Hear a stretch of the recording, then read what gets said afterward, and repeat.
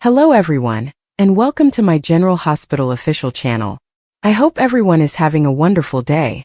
Before we begin, please hit the subscribe button and give this video a thumbs up. General Hospital spoilers and recaps for Thursday, May 22nd indicate that the truth about Giovanni Gio Palmieri has finally been revealed, and in the most dramatic way possible, so it's time to dive into all the drama. The May 22nd show continued where the May 21st episode left off, with Lulu Spencer and Lois Cerullo squabbling backstage at the nurses' ball. Lulu confronted Lois about the Gio adoption fraud, and the woman tried to deflect, but Lulu was having none of it. The silver lining to the confrontation between Lulu and Lois was that Lois made it obvious that only she and her mother, Gloria Cerullo, knew Gio was Brook Lynn Quartermaine Chase and Dante Falconeri's kid. She reasoned that they wanted to keep the boy safe and near so they could ensure that he grew up well. She was clear Brook Lynn had no idea. Speaking of Dante and Brook Lynn, they were near the stage as Mom praised Gio on an excellent performance. Dante also complimented Joe's excellent performance, and given the recent animosity between the two, Gio beamed from ear to ear at the comment. Still, Gio needed to prepare for his next song, so he went backstage. He was looking for his earpiece, which he suspected Lois possessed. Lucy co-escorted him to a dressing room, where she last saw Lois. While Lulu and Lois were arguing, Gio was standing near the dressing room door. He was about to come in when he heard Lulu scream that Joe's entire existence had been a deception, and that his real parents were Dante and BLQ, not Camila and Francis Palmieri, his adoptive parents. Lulu then threatened Lois. "Tell Dante the truth today or she will tell him tomorrow." Back at the nurses' ball, Harrison Chase performed Look of Love, while Dante, Cody Bell, and Isaiah Gannon danced. YDE, a singer and special guest star, also sang her smash single Old Her. Meanwhile, Lois exited the backstage area and desperately tried to persuade Brook Lynn to return home, but she wouldn't listen. Whatever Lois intended to discuss would have to wait until tomorrow. Both ladies moved to their chairs. Lulu runs into Cody on her way to her seat and tells him about her conversation with Lois and how she confirmed Gio was Dante and Brook Lynn's son. Curtis Ashford and Portia Robinson were still squabbling on the patio, adding to the drama outside of the performances. Curtis was furious with Portia as she begged him to forgive her for her most recent deception. Drew Kane blackmailed her. Portia was scared that Curtis would terminate things, but to her relief, he says not today. He wants to show Drew their united face, and he doesn't want Portia to fall victim to the ruthless congressman's extortion.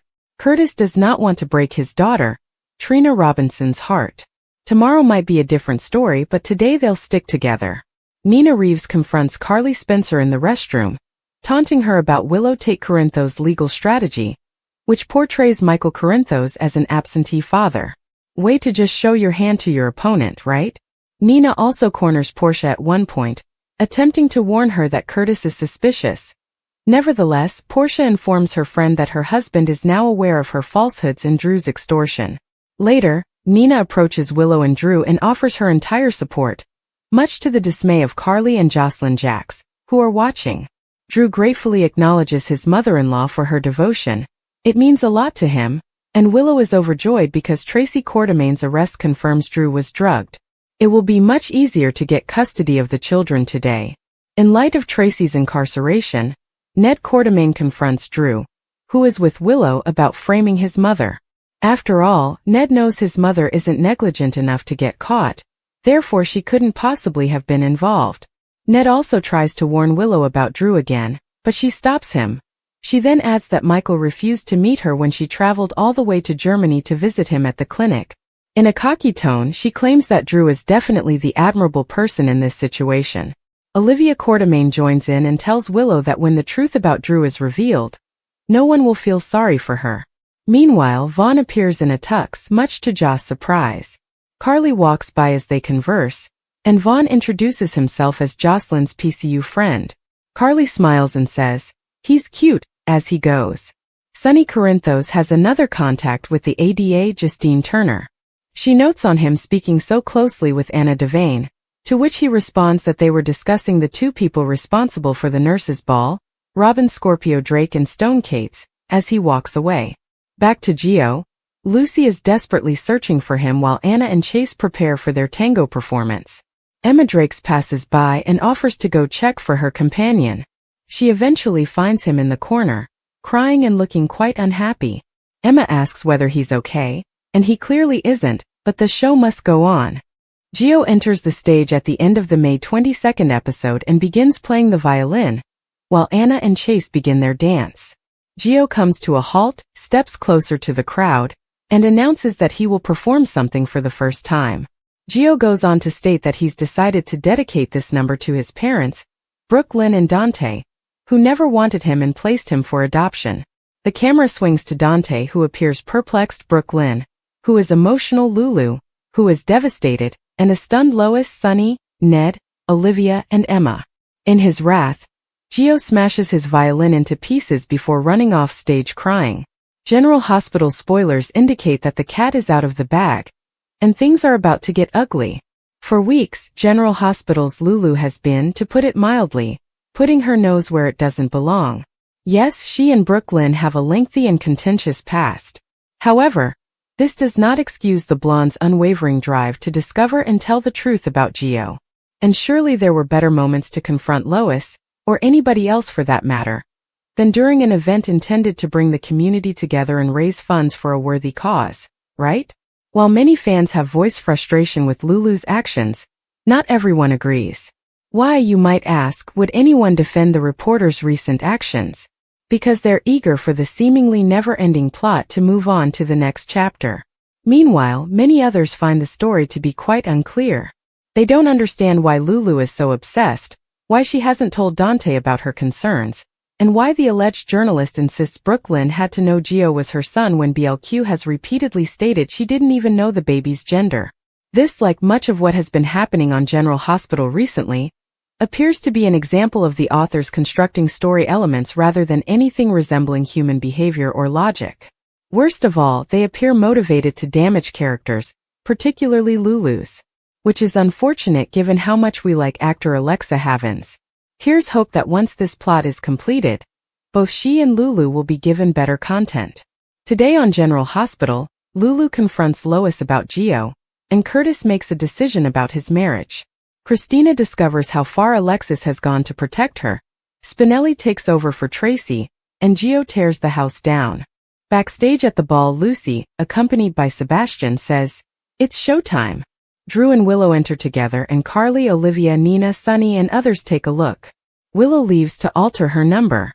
Lucy approaches the stage to welcome everyone to the 2025 Nurses Ball, a night they will never forget.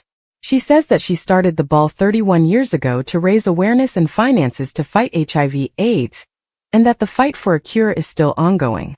Lucy thanks everyone for coming and their benefactor for sponsoring the event, so all donations will go directly to the cause.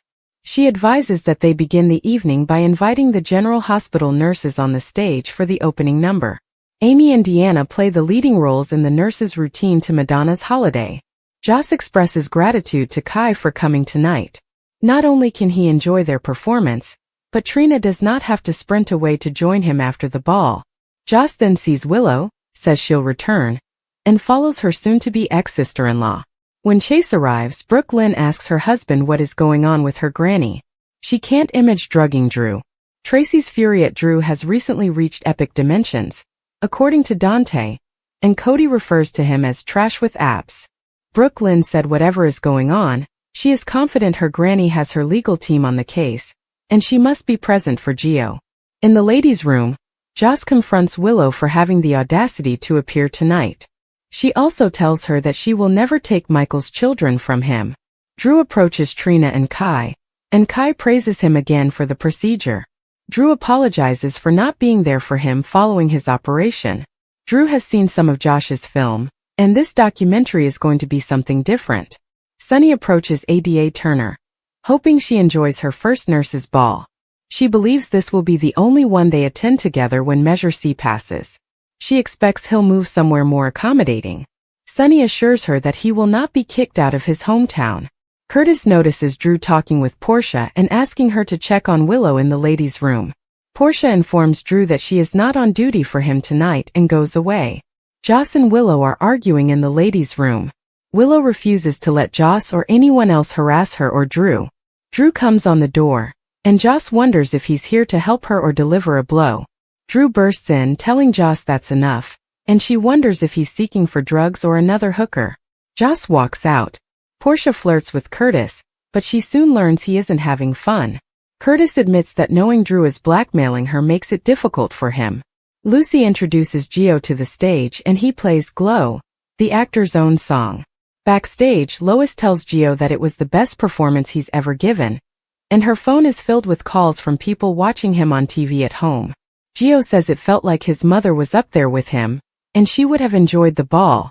Lulu interrupts to speak with Lois, but Lucy rushes in and says they must clear this area for the magician's water tank, and she wants Lois' assistance. Gio Blue chase away at the ballroom, and Brook Lynn hopes Dante's opinion of the young man has changed. Playing like that requires discipline and hard work. Dante believes it was an excellent performance. Lulu speaks with Cody and admits she hasn't been able to get Lois alone. However, the look on her face backstage and while watching Gio play reveals that he is her grandson. Isaiah runs into Jordan and Sidwell. He congratulates her on her new employment and tells Sidwell that it's fantastic to see his blood money put to good use for once. On the patio, Portia admits to Curtis that Drew is blackmailing her. She gives him the entire narrative of Brad, Drew, and Heather's tests. She was in charge until Drew intervened, at which point things became out of control. Curtis demands her tell him everything right now. Curtis can't understand how Portia could put them in this situation after everything they've been through. They survived all of their secrets and lies, and now she's doing it again. Portia claims it was a hospital issue, and when Drew became involved, she was unable to inform him because she knew he would be outraged. He reminds her that, following the Trina secret, she swore not to keep secrets. This might mean the end of her profession, a prison sentence, and the destruction of their family. It may ruin everything. Olivia and Carly hit the stage and present Lucy, Anna, Felicia, and a surprise special guest. More, Rena offers big celebration. The women dance to Spinelli's song, "These boots were made for walking." Curtis inquires as to what Drew has asked of Portia. She informs him that he asked her to persuade Curtis to use Aurora to spread nice news about him. Curtis is enraged that she left him and their family defenseless.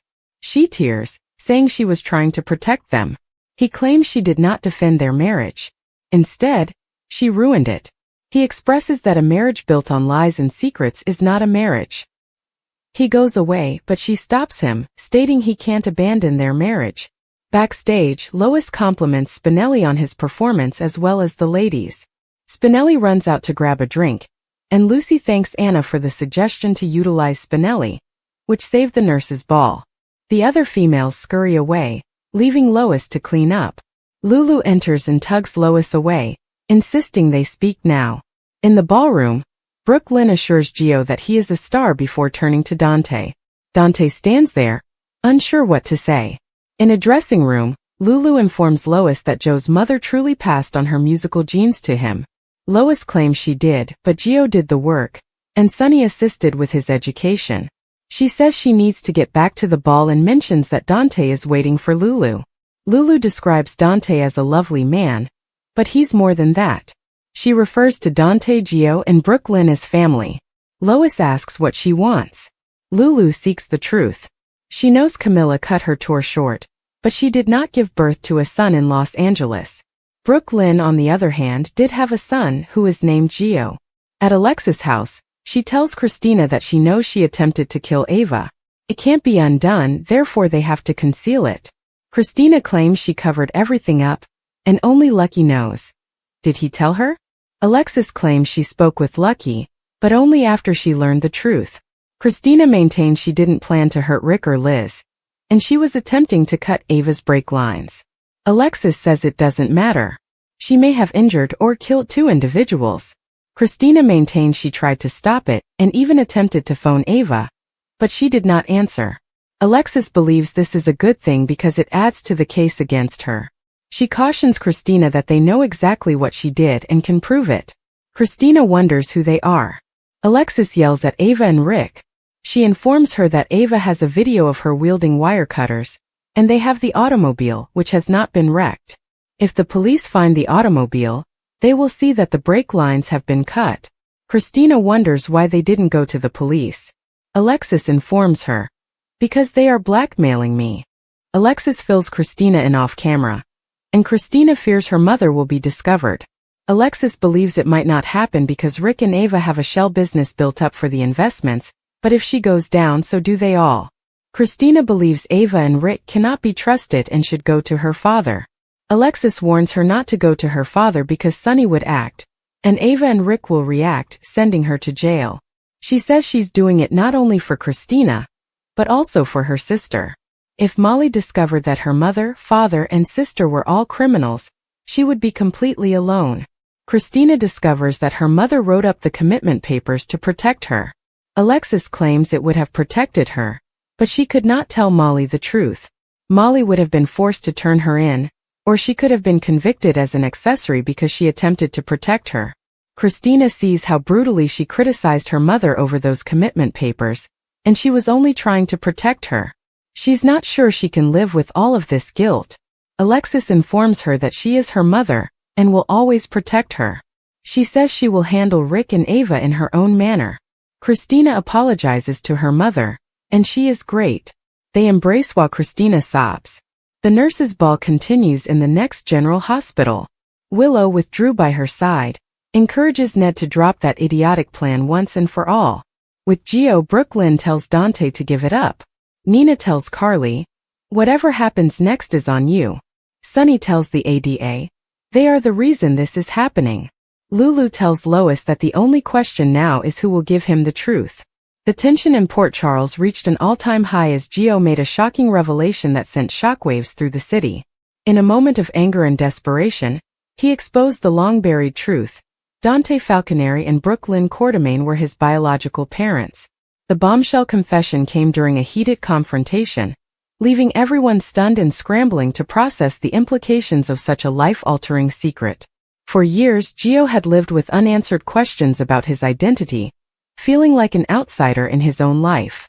Though he had been raised by loving adoptive parents, there was always a lingering sense of something missing. When he stumbled upon old letters and hidden documents, the pieces of the puzzle began falling into place. His relentless search for the truth led him to Dante and Brook Lynn, two people whose pasts were more intertwined with his than he ever imagined. Dante, a dedicated detective with a complicated history, had always carried the weight of his choices. His relationship with Brook Lynn had been passionate but tumultuous, marked by youthful mistakes and unspoken regrets.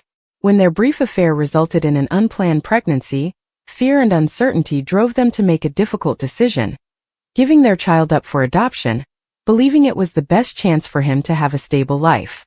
They never imagined their secret would resurface years later, threatening to unravel the lives they had built since then. Brook Lynn, now a successful musician and a central figure in the Quartermain dynasty, had buried the past deep within her. She had moved forward, focusing on her career and her family, never expecting the son she had given up to walk back into her life. The guilt and sorrow she had suppressed for years came rushing back the moment Geo confronted her, demanding answers. Dante, equally blindsided, struggled to reconcile his past actions with the sudden reappearance of the son he never knew. The fallout was immediate and explosive. Friends and family members were torn between shock, betrayal, and sympathy. Some questioned why Dante and Brook Lynn had kept such a monumental secret for so long, while others understood the impossible choice they had faced. For Geo, the revelation was both a relief and a source of deep resentment. He finally had the answers he had spent his life searching for, but the knowledge that his parents had chosen to hide the truth left him feeling abandoned and angry. As the dust settled, the real challenge began, rebuilding trust and forging a relationship that had been lost for decades. Dante and Brook Lynn were forced to confront their past mistakes, while Geo grappled with whether he could ever truly forgive them. The emotional turmoil threatened to tear them apart, but it also presented an opportunity for healing. Would they be able to move forward as a family? Or was the damage too deep to repair? The scandal didn't just affect them. It sent ripples throughout Port Charles. Relationships were tested, alliances shifted, and long-buried secrets threatened to surface. For Dante, it meant facing the consequences of his actions with his current partner, while Brook Lynn had to explain her past to her family, who had no idea she had ever been pregnant. The Quartermaines, known for their power and influence, now had to navigate yet another family crisis, one that could change their dynamic forever. Joe's decision to expose the truth was not made lightly. He had spent months gathering evidence, torn between his desire for answers and the fear of destroying lives. But the weight of the secret had become too much to bear. In the end, he chose the painful path of honesty, believing that everyone deserved to know the truth, no matter how devastating. Now, as the city buzzed with gossip and speculation, Dante, Brook, Lynn, and Gio were left to pick up the pieces. The road ahead would be fraught with challenges, legal battles over paternity, emotional confrontations, and the struggle to define what family truly meant. But amidst the chaos, there was a glimmer of hope. Perhaps, in facing the past head-on, they could finally find the closure and connection they had all been missing. The story of Joe's revelation was far from over. With every passing day, new complications arose, testing the strength of their fragile bonds. Would love and forgiveness prevail? Or would the weight of their secrets prove too heavy to overcome? Only time would tell. But one thing was certain: nothing in Port Charles would ever be the same again. The tension in Port Charles reached new heights as Lulu Spencer finally confronted Lois Cerullo about her growing connection with Gio. The confrontation, long anticipated by those who had noticed the subtle but undeniable chemistry between Lois and the charming musician, unfolded in a way that left both women reeling. Lulu, still grappling with her own complicated feelings about Gio, had been silently observing their interactions, each one fueling her suspicion that there was more between them than met the eye. When she finally mustered the courage to address it, the conversation was anything but civil. Lois, never one to back down from a challenge, stood her ground, insisting that her relationship with Gio was purely professional. But the defensiveness in her tone and the way she avoided direct eye contact only deepened Lulu's doubts. The exchange ended with neither woman satisfied, leaving a cloud of unresolved tension hanging between them. Meanwhile, Curtis Ashford found himself at a crossroads in his marriage. After months of reflection, arguments, and attempts at reconciliation, he realized that some wounds ran too deep to heal. His relationship with Portia had been strained for a long time, and despite their love for each other, the trust between them had eroded beyond repair. The final straw came when Curtis acknowledged that staying together out of obligation would only lead to more resentment. He made the painful but necessary decision to file for divorce, a choice that would send shockwaves through their families. Portia, blindsided by his resolve, struggled to accept that their marriage was truly over. But Curtis, though heartbroken, knew it was the right path forward for both of them. As these two major storylines unfolded, the ripple effects were felt across the town. Lulu's confrontation with Lois had unintended consequences, drawing Gio further into the drama. His loyalty was tested as he found himself caught between two strong-willed women, each demanding his allegiance in different ways. For Gio, who had always prided himself on staying neutral in personal conflicts, the situation was becoming increasingly untenable.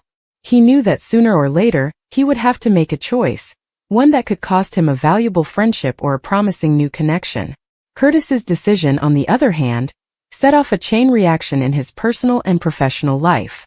His close friends and family were divided in their reactions. Some, like his sister Stella, supported his choice, believing that he deserved happiness even if it meant walking away.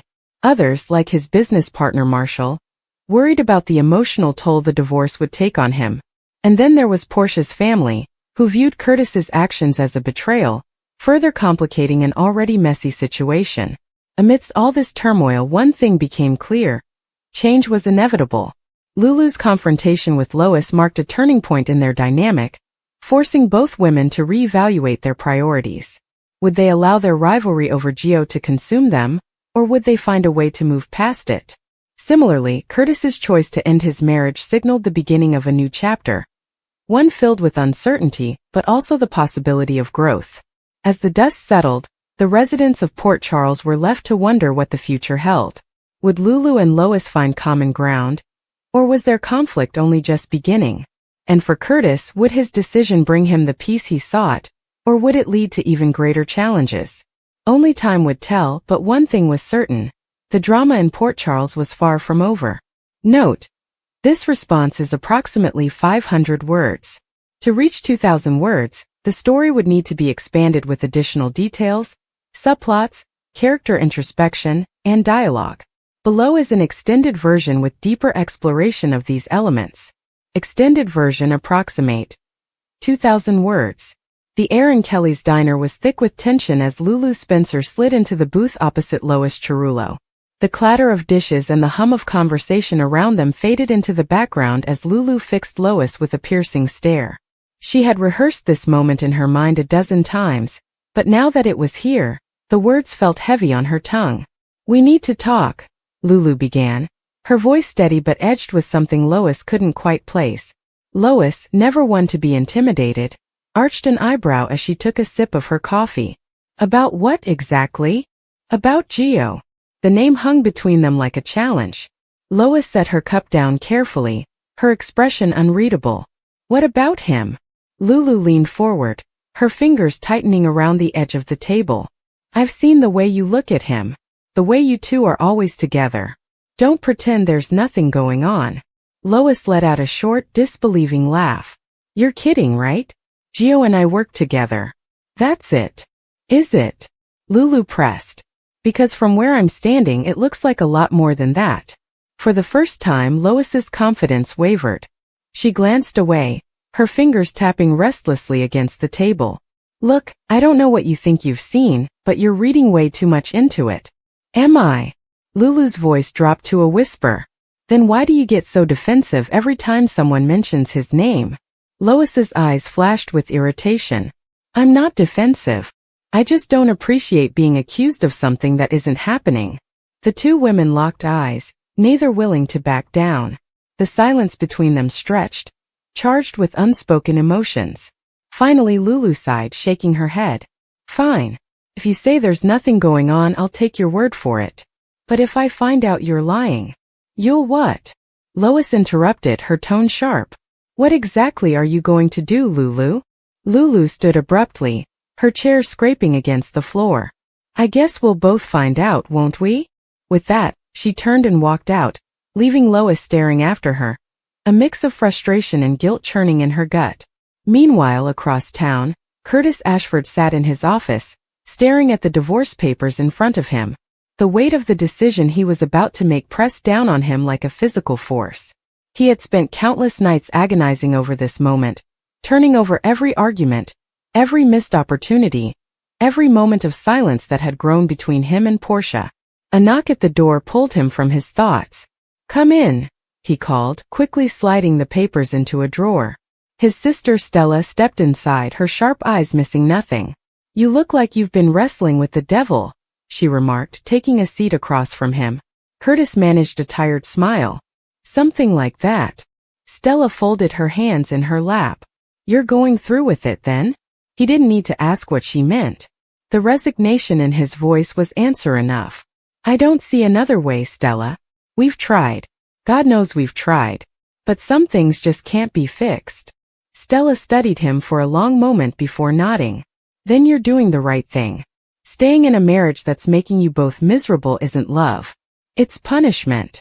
Curtis exhaled deeply, some of the tension leaving his shoulders. "I just wish it didn't have to hurt so much." "It wouldn't mean anything if it didn't," Stella said softly. Back at the Metro Court, Gio found himself cornered by an agitated Lulu. "We need to talk," she said without preamble. Gio frowned, setting down his guitar. "About what?"